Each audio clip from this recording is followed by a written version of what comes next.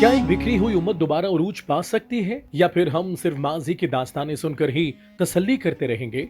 क्योंकि आज हकीकत यह है कि बिखरी हुई उम्मत एक कमजोर कले की मिसाल नजर आती है। जब इज्तमाई नज्म खत्म हो जाए, जब वादत पारा पारा हो जाए, तो ताकत भी रेत की तरह हाथों से फिसल जाती है। यही बात कुरान पाक भी हमें वाज़े अंदाज में समझाता है। और अल्लाह की रस्सी को मजबूती से थाम लो, सबके सब, और तफरका न डालो। आज मुसलमान दुनिया भर में तादाद में तो बहुत हैं, वसाइल भी कम नहीं, मगर इसके बावजूद वो मकाम हासिल नहीं कर पा रहे जो तारीख में उनकी पहचान थी। इसकी एक बड़ी वजह वही तफरका और कमजोरी है जिससे कुरान ने खबरदार किया, और आपस में झगड़ा न करो वरना तुम कमजोर पड़ जाओगे और तुम्हारी हवा उखड़ जाएगी। तारीख के औराक हमें वाज़े तौर पर बताते हैं कि सिर्फ जज्बाती नारों से कौमें नहीं बनती, ना ही वक्ती इत्तेहाद से देर पा कुव्वत हासिल होती है। मजबूत इदारे, अदलो इंसाफ पर मबनी निजाम और एक मुश्तरका सोच ही वो सुतून होते हैं जो किसी भी मुआशरे को मजबूत बनाते हैं। कुरान अदल की इसी अहमियत को यूं बयान करता है, बेशक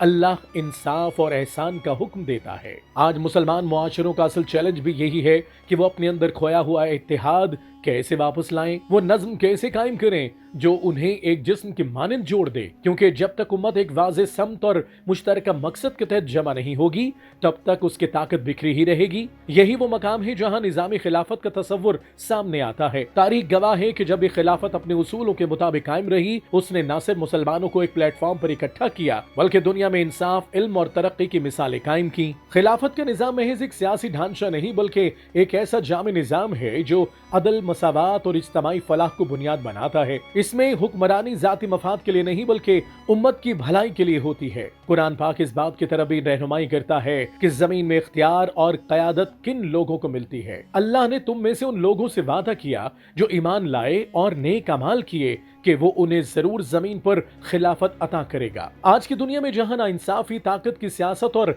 मफादात का खेल जारी है, वहां एक ऐसे निजाम की जरूरत पहले से कहीं ज्यादा महसूस होती है जो इंसानियत को इंसाफ और तवाजुन दे सके। निजाम खिलाफत को इसी तनाजुर में एक ऐसा मॉडल समझा जाता है जो न सिर्फ मुस्लिम उम्मत को मुत्तहिद कर सकता है बल्कि आलमी सतह पर भी एक मुनसिफाना निजाम की बुनियाद रख सकता है। मगर सवाल यह है कि हम सिर्फ तसव्वुर की बात करते रहेंगे या फिर अपने अंदर वो शऊर, वो इत्तेहाद और वो इस्लाह पैदा करेंगे जो किसी भी बड़ी तब्दीली की बुनियाद बनती है। क्योंकि हकीकत यही है कि उम्मत का मुस्तकबिल किसी एक नारे में नहीं बल्कि इत्तेहाद, शऊर और इज्तमाई इस्लाह में पोशीदा है।